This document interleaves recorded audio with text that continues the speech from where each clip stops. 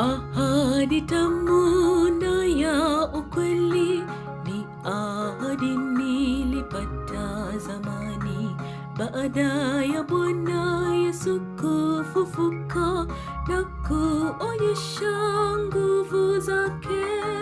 Tuliokuwa tumekata tamaa na tukapata amani tena.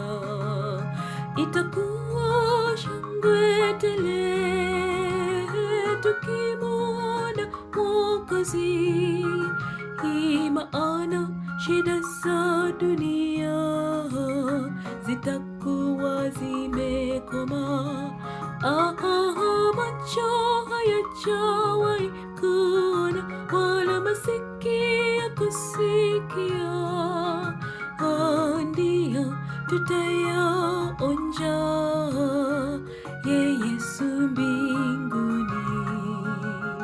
Itakuwa shangwe tele tukimwona Mwokozi, maana shida za dunia zitakuwa zimekoma.